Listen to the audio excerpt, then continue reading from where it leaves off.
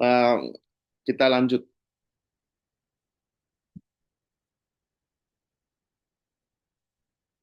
Oke. Hmm. Eh, bahwa kemudian yang menjadi penting itu adalah dalam dalam surat dakwaan unsur material itu, eh, bukti itu haruslah bukti yang secara sah berdasarkan KUHP itu disebut sebagai bukti seperti keterangan saksi, keterangan ahli, surat petunjuk, dan kemudian keterangan terdakwa. Nah, yang perlu saya jelaskan itu berkaitan dengan keterangan eh, ahli, bahwa terkadang itu bahkan eh, praktisi hukum, bahkan praktisi hukum itu dalam menyebut pun itu masih keliru gitu. Jadi saksi dan saksi ahli, saksi dan saksi ahli itu dua hal yang tidak sama. Di dalam KUHP tidak dikenal itu saksi ahli. Di dalam KUHP tidak dikenal saksi ahli. Yang diketahui itu adalah keterangan ahli. Seseorang yang karena keahliannya, seseorang yang karena keahliannya memberikan informasi atau memberikan pernyataan yang bisa membuat terang suatu upaya pembuktian. Jadi dalam kapasitas keilmuan yang dia miliki, dia memberikan pernyataan di situ. Maka pernyataan itu disebut sebagai keterangan ahli. Kadang itu orang salah menyebut seolah-olah saksi ahli, bukan saksi dalam konteks hukum pidana. Dalam konteks hukum pidana itu adalah orang yang mendengar sendiri dan mengetahui suatu perbuatan pidana. Jadi dapat dibayangkan dia saksi dan sekaligus ahli gitu.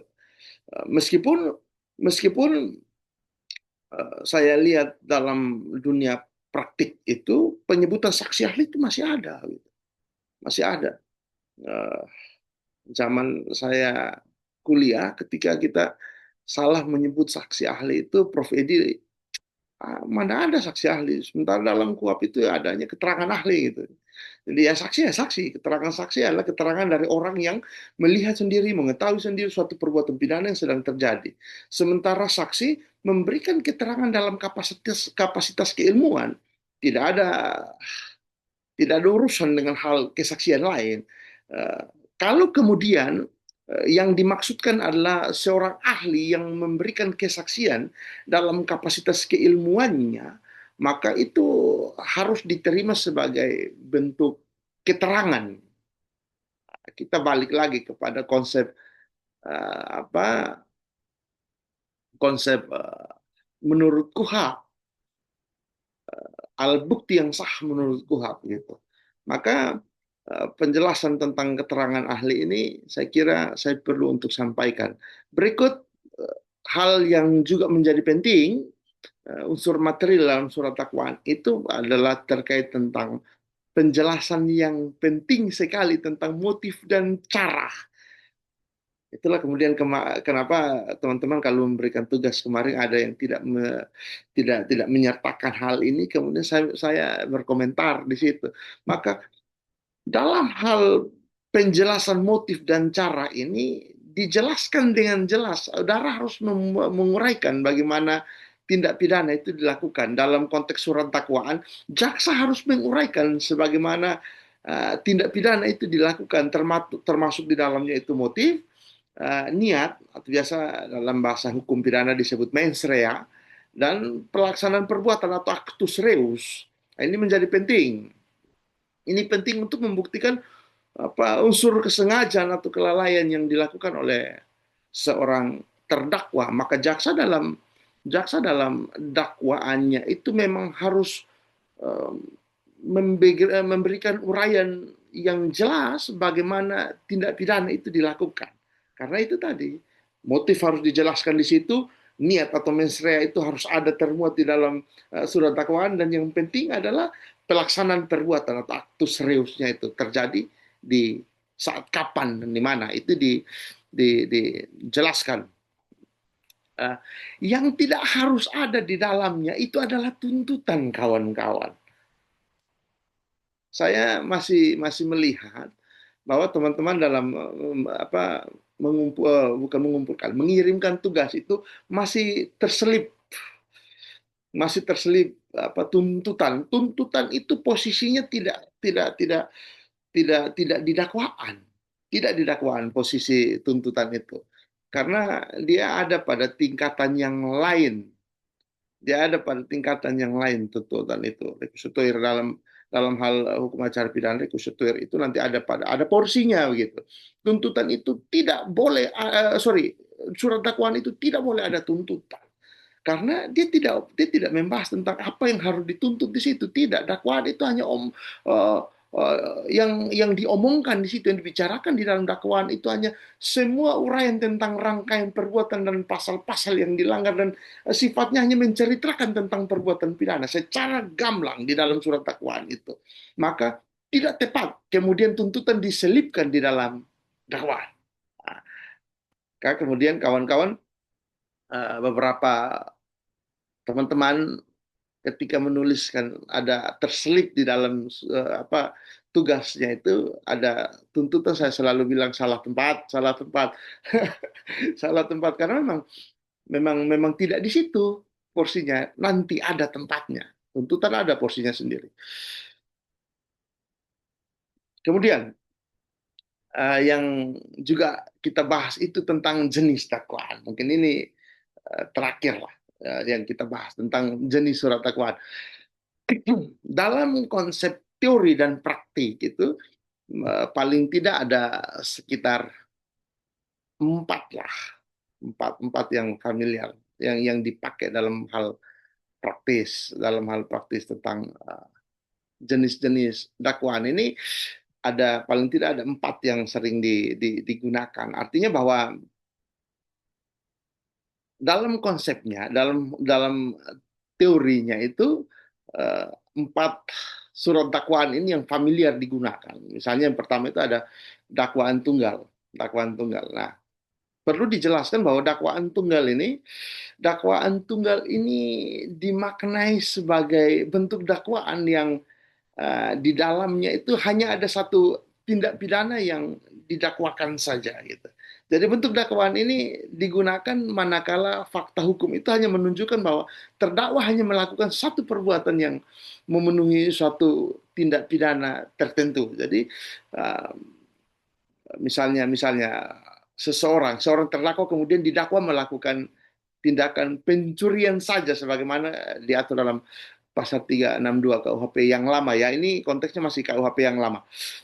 Maka ancaman pemidananya itu paling misalnya 5 tahun. Kemudian jaksa mendakwanya menggunakan dakwaan tunggal karena tidak ada perbuatan pidana lain yang dilakukan oleh terdakwa. Misalnya dia lakukan tindak pidana pencurian, maka yang didakwakan kepadanya menggunakan dakwaan tunggal. Maka kemudian kita timbul pertanyaan, dakwaan tunggal ini kapan digunakan?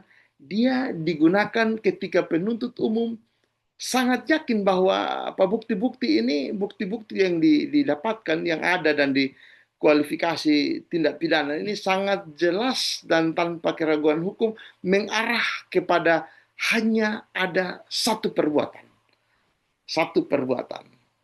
Kemudian pasal yang dikenakan kepadanya dari hasil pemeriksaan pemeriksaan di tingkat penyidikan itu hanya satu pasal saja yang dilanggar, misalnya cuma pasal pencurian. Maka kemudian jaksa hanya mendakwanya dengan dakwaan tunggal gitu. Yang berikut, bagaimana kalau dakwaan yang kedua, misalnya dakwaan alternatif? Dalam konteks teori, dakwaan alternatif itu disebutkan bahwa dakwaan alternatif merupakan bentuk dakwaan di mana beberapa tindak pidana didakwakan secara berlapis sebagai pilihan alternatif. Dicatat baik bahwa kadang kita membaca saja itu juga eh, banyak yang juga keliru untuk menempatkan dakwaan alternatif. Karena dakwaan alternatif ini kemudian seolah-olah sama dengan dakwaan subsidiar dan kumulatif, padahal dia konsep yang berbeda. Dia sifatnya karena alternatif, maka minimal harus ada dua perbuatan di situ. Minimal harus ada dua perbuatan pidana yang kemudian dua perbuatan pidana ini didakwakan secara berlapis sebagai pilihan alternatif. Ciri khasnya itu jelas bahwa penggunaan kata penghubung atau itu kemudian menjadi senjata yang paling paling sering digunakan oleh jaksa untuk membuktikan dakwaan mana yang dia membuktikan tentang perbuatan yang dilakukan oleh seseorang. Artinya bahwa dalam mekanisme pembuktian nanti dakwaan alternatif ini penuntut umum hanya perlu membuktikan salah satu dakwaan saja. Artinya bahwa jika dakwaan pertama itu kemudian terbukti, dakwaan yang lain ini tidak perlu lagi dibuktikan. Karena kemudian hakim memilih dakwaan mana yang paling sesuai dengan fakta yang terungkap di persidangan nanti. Misalnya kalau dia lakukan pencurian, contoh kasus-kasus misalnya pencurian kendaraan bermotor. Kemudian pencurian ini dalam konteks dia dalam konteks penyidikan waktu di penyidik itu ditemukan bahwa ada beberapa pasal yang dilanggar. Misalnya sekiranya ada dua, misalnya dia memenuhi unsur pasal pencurian sekaligus pasal penadahan misalnya. Maka apabila dalam konteks dakwaan alternatif yang dipilih oleh jaksa untuk digunakan ini, dan dalam mekanisme pembuktian nanti, ternyata penuntut umum itu membuktikan salah satu dakwaan itu saja. Misalnya pasal pencurian ini telah terbukti dalam proses ini, dalam proses persidangan, maka hakim tidak harus lagi mencari bukti terkait dengan dakwaan lain, dakwaan tentang penadahan itu, karena sifatnya alternatif. Silahkan dipilih satu, nah, katakan demikian. Maka biasanya jaksa itu cerdas, dia membuat dakwaan yang sifatnya alternatif untuk memberikan ruang manakala hakim melihat ada kelemahan pada sisi dakwaan yang pertama, maka dakwaan kedua itu bisa dipakai sebagai dasar untuk menuntut seseorang nantinya. Maka dakwaan alternatif itu kemudian ciri khas utamanya adalah tentang kata penghubung atau. Jadi karena atau, ya kata atau ini berarti bahwa kalau tidak A maka B gitu. Itu tentang dakwaan uh, alternatif. Yang berikut, teman-teman sekalian, itu dakwaan subsidiar. Nah, ini penting. Saya lihat kemarin itu teman-teman ada beberapa yang juga menulis tentang dakwaan subsidiar dalam tugasnya. Dijelaskan bahwa yang namanya dakwaan subsidiar itu atau dalam konteks hukum acara pidana disebut sebagai dakwaan berlapis, itu adalah bentuk dakwaan yang kemudian disusun secara bertingkat dari tindak pidana dengan ancaman pemidanaan yang paling tinggi sampai yang paling rendah. Maka kata penghubungnya adalah subsidiar atau lebih subsidiar. Penjelasannya begini, misalnya di dalam dakwaan itu contoh kasusnya adalah misalnya ada suatu perbuatan, ada pasal pembunuhan di sini. Misalnya kasusnya ada kasus pembunuhan, ada suatu kasus pembunuhan.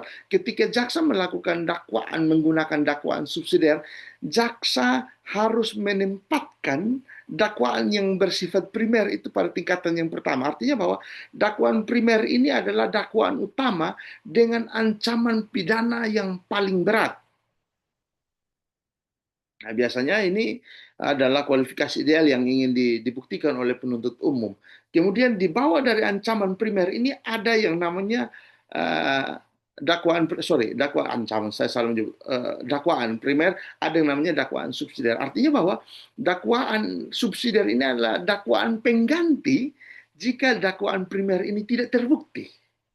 Tidak terbukti atau paling tidak memiliki bukti yang tidak cukup kuat, maka dakwaan subsidiar itu bisa diajukan. Yang berikut itu setelah dakwaan pengganti Jika dakwaan primer tadi itu tidak terbukti, maka dakwaan yang berikut adalah dakwaan lebih subsidiar.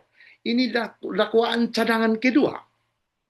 Jika ternyata dakwaan subsidiar tadi juga tidak terbukti, maka urutan pembuktiannya adalah bahwa pembuktian itu harus dilakukan secara berurutan dari primer ke subsidiar, dari subsidiar ke lebih subsidiar. Bahwa jika kemudian primer terbukti, subsidiar itu tidak diperiksa lagi.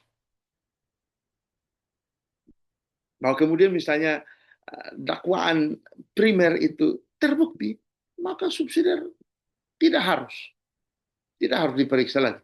Tetapi jika dakwaan primer itu tidak terbukti, dakwaan subsidiar bisa dipakai untuk diperiksa dan seterusnya sampai ke lebih-lebih subsidiar. Nah, misalnya contoh kasus, ada orang yang melakukan suatu perbuatan pidana pembunuhan. Dia memenuhi pasal 340 KUHP misalnya. Sekali lagi kawan-kawannya, ini KUHP lama ya. Ancaman pemidananya itu misalnya pidana mati atau seumur hidup. Maka subsidiar dalam kasus ini adalah penggunaan pasal 338 KUHP pembunuhan biasa yang ancaman pemidananya cuma 15 tahun misalnya. Yang tadinya dakwaan primernya itu adalah pembunuhan berencana, keterpenuhan pasal 340 KUHP dengan ancaman pidana mati atau seumur hidup, maka di bawah dari dakwaan primer ini dakwaan subsidiarnya menggunakan pasal 338 KUHP, ancaman pemidanaan 15 tahun. Bagaimana kemudian misalnya tidak terbukti? Maka pakai lagi yang lain. Dakwaan yang lebih subsidiar. Itu misalnya apa? Penganiayaan yang menyebabkan matinya orang, pasal 351 ayat 3 KUHP. Maka tiga dakwaan ini berurut-urutan. Jadi pembuktiannya harus dilakukan secara berurutan dari yang primer sampai pada yang lebih subsidiar. Primer, subsidiar, dan lebih subsidiar. Artinya terhadap suatu perbuatan itu harus paling tidak dilakukan dan memenuhi beberapa unsur perbuatan pidana sebagai dasar oleh seorang jaksa dalam membuat dakwaan yang sifatnya subsidiar. Akan berbeda dengan dakwaan kumulatif yang keempat. Nah, kalau dakwaan kumulatif itu kan kemudian dakwaan ini dipakai manakala terdakwa diduga melakukan beberapa tindak pidana satu kali sekaligus, baik yang berkaitan dengan konkursus. Semoga teman-teman sudah dapat ya di ilmu pidana awal-awal semester awal itu tentang konkursus perbarengan dan lain sebagainya, maupun tidak berkaitan sama sekali. Jadi bahwa dakwaan ini kemudian dipakai sebagai senjata dari seorang JPU, jaksa penuntut umum, yang menduga kuat berdasarkan BAP bahwa terdakwa ini diduga melakukan beberapa tindakan sekaligus. Maka konsekuensi pembuktiannya adalah bahwa semua dakwaan harus dibuktikan satu persatu, satu persatu, satu persatu. Semua dakwaan yang dibuat oleh jaksa ini harus dibuktikan. Biasanya itu dakwaan itu harus dijelaskan secara terpisah. Misalnya dakwaan ke-1, itu tindak pidana pertama dengan unsur lengkap yang harus dibuktikan secara independen. Nanti masuk lagi di dakwaan kedua, bahwa tindak pidana yang kedua ini juga terpisah dengan dakwaan yang pertama, memiliki unsur tersendiri, pasal tersendiri, dan pembuktiannya pun tersendiri.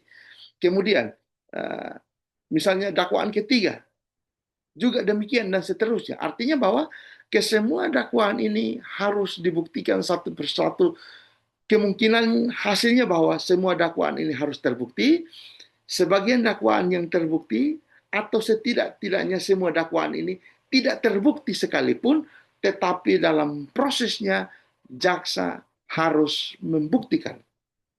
Jaksa harus mampu untuk memberikan bukti bahwa terhadap tindak pidana ini memiliki unsur yang secara dalam bahasa pidana disebut sebagai unsur yang perbuatan pidana yang berdiri sendiri.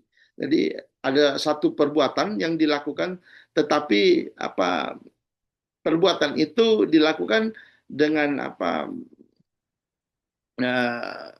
terdakwa melakukan perbuatan beberapa tindak pidana sekaligus. Gitu. Maka kemudian jaksa bisa menggunakan dakwaan kumulatif. Saya kira itu beberapa hal yang berkaitan dengan dakwaan, ada dakwaan kombinasi, tapi itu posisinya tidak terlalu familiar dalam konteks ini.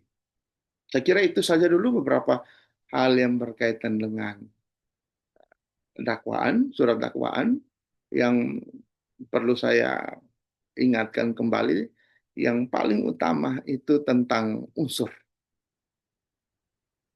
dalam surat dakwaan yang paling penting. Ingat sekali lagi saya jelaskan bahwa unsur formal dalam surat dakwaan, identitas yang harus lengkap, uraian waktu dan tempat, menyebut secara spesifik kapan di mana kapan di mana tindak pidana itu diduga dilakukan, kemudian uraian perbuatan terdakwa, pasal yang dilanggar tidak hanya disebutkan tetapi juga dijelaskan, dan yang paling penting adalah tanggal dan tanda tangan dari seorang jaksa. Ini saya sengaja ingatkan kembali supaya menjadi catatan penting bagi teman-teman mahasiswa bahwa dalam tugas yang dikirimkan yang menjadi sangat penting syarat formal, unsur formal surat dakwaan ini ada beberapa yang tidak memenuhinya. Maka, kemudian saya pikir penting untuk saya jelaskan kembali. Saya kira itu dulu beberapa hal terkait dengan surat dakwaan. Mohon maaf teman-teman, tadi kita terkendala sistem, padahal saya sudah dikasihkan solusi sama Mas Rizal itu. Begitu teman-teman, terima kasih dulu. Mungkin ada pertanyaan, silakan.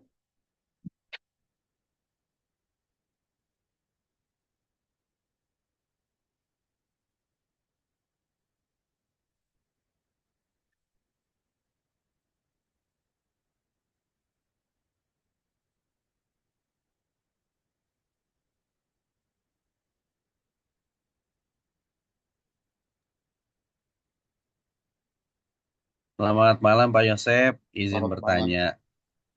Silakan. Semoga Pak Yosep dalam keadaan sehat Amin, dan makasih Mas lancar semua. Rizal. Ya. Sangat menarik Pak pembahasan malam hari ini, eh, dan ini menjadi salah satu catatan penting juga ya untuk kami rekan-rekan mahasiswa, dan yang ini saya tanyakan adalah mengenai pembuktian Pak ya di KUHP 184 yang tadi disampaikan oleh Pak Yosep tentang keterangan ahli dan saksi ahli itu berbeda konteksnya. Ya, Dan di KUHP hanya dikenal keterangan ahli bukan saksi ahli gitu Pak ya. betul, betul Nah, sekali. eh, kalau saya eh, eh, apa namanya? Kalau saya memahaminya begini Pak. Kalau misalkan keterangan ahli itu mungkin misalkan untuk konteks kekinian Pak ya. Misalnya kan sekarang era digital ya Pak. Era Betul, digital dan banyak sekali konten-konten dalam bentuk mungkin video atau mungkin apa namanya screenshot gitu ya, semacam hasil percakapan eh, WhatsApp dan sebagainya. Nah, itu yang pernah saya dengar Pak. Ternyata katanya kalau bukti-bukti seperti digital seperti itu memang itu dibutuhkan untuk untuk bisa menjadi alat bukti harus melibatkan keterangan ahli. betul, Nah, karena konon kabarnya itu rawan sekali untuk dimanipulasi bukti-bukti digital tadi. Nah, betul. tantangannya begini, Pak. Kalau misalkan nggak tahu ini saya khawatir salah, asas peradilan yang eh, cepat berbiaya ringan itu apa ya? Perdata atau pidana ya saya lupa, Pak. Ya, Eh, eh, ya dalam kalau konteks misalkan pidana oke, cepat, perdata pun oke itu Mas Rizal. oke, Pak ya. Nah, Oke, nah sekarang kalau misalnya Pak, ada seorang yang apa namanya berurusan dengan hukum dan dia perlu melakukan sebuah pembuktian di persidangan. ya, Sedangkan bukti-bukti yang dia miliki ya bentuknya katakanlah digital konten begitu Pak ya, betul, yang harus diperkuat dengan keterangan ahli. Nah, tantangannya adalah keterangan ahli ini kan juga ada biayanya Pak ya. betul. Ada biayanya nggak gratis gitu. Keterangan ahli. Nah, sekarang prosesnya ini seseorang ini sedang mencari keadilan, mencari kebenaran material gitu. Sementara untuk mencapai kebenaran material itu dibutuhkan keterangan ahli yang itu berbiaya, dan namanya ahli nggak mungkin murah rasanya Pak kalau menurut saya Pak gitu kan. Betul, setuju, setuju. Nah, kalau demikian, Kalau demikian kondisinya bagaimana nih Pak Yosep Ya. untuk mensiasati orang-orang yang demikian kondisinya Pak? Terima kasih banyak Pak Yosep. Terima kasih banyak Mas Rizal. Saya tampung dulu ya Mas Rizal. Baik, baik. Silahkan teman-teman mungkin masih ada lagi kah?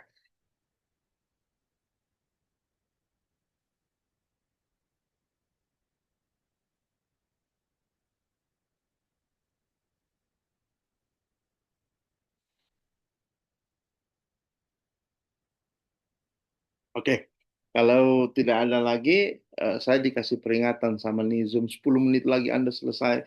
Aduh, padahal Mas Rizal sudah kasih saya jurus ini, tapi saya tidak tahu ini kenapa. Oke lah, saya menjawab. Jadi, eh, dalam konteks asas peradilan cepat dengan biaya ringan itu, Maaf, maaf Pak Yosep, mohon izin Pak. siap, Maaf, izin Pak Yosep. Kalau dibutuhkan durasi lebih panjang, kebetulan ini saya punya link Zoom nih Pak, yang unlimited durasinya Pak. Kalau memang siap, siap. dibutuhkan tambahan waktu, saya bisa bantu untuk memfasilitasi nih Pak, Zoom-nya. Baik, Kalau baik memang Mas Rizal. dibutuhkan Pak. Baik Mas Rizal. Mungkin setelah ini kita Ya, kontak-kontakan lah Mas Rizal ya. baik, baik. Baik Pak Baik, Yosep. Terima kasih Pak. terima kasih Baik, banyak. Terima kasih banyak. Oh, mari, ini mari. luar Silakan Pak, maaf Pak, penting sekali. dipotong. Baik. Jadi Mas Rizal dan teman-teman sekalian, prinsip dasarnya sederhana. Sebenarnya prinsip dasarnya sederhana bahwa eh, dalam hal seorang ahli harus dihadirkan dalam suatu persidangan, misalnya untuk membuktikan sesuatu yang berdasarkan keahliannya. Eh, kita sepakat dulu bahwa dalam konteks KUHAP itu disebut sebagai keterangan dari ahli. Karena ahli memberikan suatu keterangan dalam kapasitas keilmuan yang dimilikinya. Jadi ahli memberikan keterangan dalam kapasitas keilmuan yang dimilikinya. Pertanyaannya Mas Rizal adalah terkait bagaimana kemudian seseorang yang katakan membutuhkan sekali keterangan ahli dalam hal untuk membuat terang suatu keadaan, suatu perbuatan. Kalau tidak ada ahli ini orang bisa terjebak begitu kira-kira. Tetapi untuk menghadirkan ahli itu memang tidak murah. Maka saya omong dari dua sudut pandang, Mas Rizal. Misalnya, ahli dihadirkan oleh siapa? Dihadirkan oleh siapa? Kalau misalnya ahli itu dihadirkan oleh seorang jaksa, perlu diingat bahwa jaksa itu adalah representasi dari negara yang berdiri dengan dan atas nama negara untuk kepentingan korban. Maka secara hukum dalam konteks penegakan hukum di Indonesia, seorang korban tidak harus mengeluarkan duit untuk menghadirkan ahli untuk menjelaskan tentang sesuatu. Jaksa betul bahwa untuk menghadirkan itu bayarannya tidak sedikit itu ahli, eh, kalau kami orang NTT biasa kami guyon kami bilang itu ahli tabrak bonus gitu. Jadi, ahli ahli untuk menghadirkan seorang ahli itu bayarannya tidak sedikit, tetapi eh, dalam kapasitas jaksa yang menghadirkan, jaksa berdiri dengan dan atas nama korban, maka dia yang akan membayar, negara yang akan membayar. Persoalannya ada di pelaku misalnya. Dia punya hak yang sama. Ingat kita bahas minggu-minggu sebelumnya bahwa bahkan pelaku punya hak yang sama juga untuk membuktikan bahwa katakan yang tadi contoh kasus Mas Rizal bahwa hasil screenshot oh ini saya tidak begitu dan seterusnya yang harus dijelaskan oleh seorang ahli, maka ya mau tidak mau dia harus menghadirkan itu. Bagaimana kalau dia tidak bisa membayarnya? Persoalannya adalah eh, kalau pelaku kejahatan dia tidak memiliki penasihat hukum, tidak memiliki kuasa hukum, maka kuasa hukum itu bisa dihadirkan dan wajib dihadirkan oleh negara kepadanya. Karena dia memang wajib untuk mendapatkan bantuan hukum dalam proses peradilan yang sedang dihadapinya. Tetapi terkait dengan bagaimana dia membayar seorang saksi untuk bersaksi untuk kepentingannya, ini yang menjadi pertanyaan besar dalam hal praktik. Karena apakah kemudian negara juga yang akan membayar dan lain sebagainya, saya tidak mengerti. dalam konteks praktis, negara punya kewajiban yang sama, entah kepada korban juga kepada pelaku. Bahwa pelaku kemudian misalnya tidak memiliki penasihat hukum, negara harus menghadirkan penasihat hukum kepadanya. Negara harus mempersiapkan penasihat hukum dalam proses, misalnya dalam proses penyidikan sampai pada proses di persidangan. Maka terkait dengan segala rangkaian hal pembuktian untuk menghadirkan saksi ahli, mestinya negara memfasilitasi dalam kapasitasnya sebagai yang menghadirkan keadilan. Begitu, Mas Rizal. Karena kalau misalnya kita bahas tentang betapa mahalnya, pasti demikian, Mas Rizal. Bagus kalau orang punya duit misalnya, Eh, punya cukup uang untuk menghadirkan ahli untuk berpendapat di situ, akan gampang. Tapi bagaimana dengan mereka yang tidak cukup punya duit untuk sekedar memberikan ruang kesaksian yang disampaikan oleh seorang ahli dalam hal untuk memberikan keterangan, Mas Rizal. Saya kira demikian. Baik, oke. Eh, izin ada pertanyaan lanjutan Pak, tambahan. Silakan, Mas Rizal, silakan. Jadi kalau disebut dengan ya, dalam kapasitasnya sebagai pemberi keterangan ahli, eh, dokumen apa yang harus dilampirkan sehingga seorang yang akan memberikan keterangan sebagai ahli ini memang diakui keahliannya, Pak. Karena begini, Pak, pernah ada satu kasus yang pernah coba saya juga eh, lihat gitu dengar. Jadi eh, apa kalau nggak mudah-mudahan saya tidak salah, tapi Ya, hakimnya itu bertanya gitu. eh, jadi dalam dalam kapasitas apa Anda berbicara betul, soal misalkan katakan bukti digital? betul, Apa kompetensi Anda? Misalnya begitu, betul, Pak ya. betul Nah, sekali. kalau misalkan standar negara, misalkan BNSP, Pak, katakanlah gitu, ya, Badan Betul, Sertifikasi Nasional Profesi, oke, itu betul. negara mengakui. Tapi kalau misalkan sekarang juga kan banyak Pak ya, karena memang sekarang era informasi, mereka-mereka yang akhirnya menjadi ahli karena otodidak juga banyak Pak, Banyak, gitu. betul, betul, Ya, karena belajar mandiri juga banyak pada betul. akhirnya. Bahkan mereka yang otodidak ini eh, seringkali jauh lebih ahli daripada mereka-mereka yang dapat Betul, sertifikat justru, Pak. betul. Itu yang saya temukan, Pak. Nah, terus ada yang bilang juga gini, katanya ukurannya itu harus menjadi seorang dosen di sebuah perguruan tinggi, maka Ya, itu bisa dikatakan beliau itu seorang ahli. Nah, ini masih simpang siur buat saya, Pak. Mohon betul. penjelasan barangkali Pak Yosef punya ukuran yang lebih pasti untuk menyatakan bahwa seseorang ini ahli atau tidak gitu, Pak. Baik, terima kasih banyak Pak Yosef. Terima kasih banyak, Mas Rizal, untuk pertanyaannya. Bahwa uh, secara umum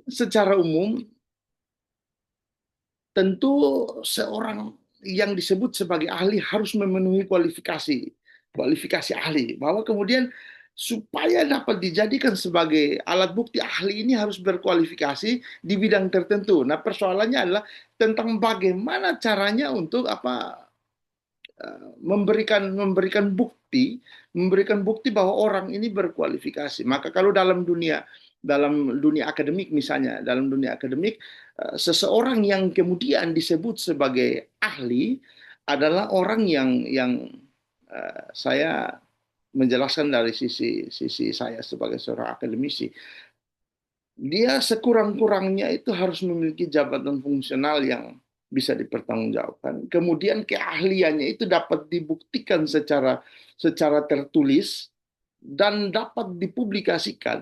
Dan yang paling penting adalah ada pengakuan secara akademik tentang statusnya sebagai seorang ahli, tentang statusnya sebagai orang ahli. Syarat yang paling utama dan pertama, Mas Rizal, berdasarkan konsep dirinya sebagai ahli adalah tentang kualifikasi dirinya harus teruji. Nah, dalam kapasitas ahli ini harus teruji, maka ahli ini paling tidak keahlian khusus itu harus dibuktikan dengan entah itu sertifikat, entah itu ijazah pendukung lain atau data-data apapun yang bisa dipakaikan sebagai dasar yang harus diterima oleh hakim, karena pada akhirnya yang memutuskan orang ini betul berkualifikasi yang bisa memberikan pernyataan adalah data-data autentik terkualifikasinya seseorang yang kemudian diterima oleh hakim. Karena misalnya kasus kemarin Prof Edi di Mahkamah Konstitusi itu dia ditolak dengan alasan bahwa Anda adalah seorang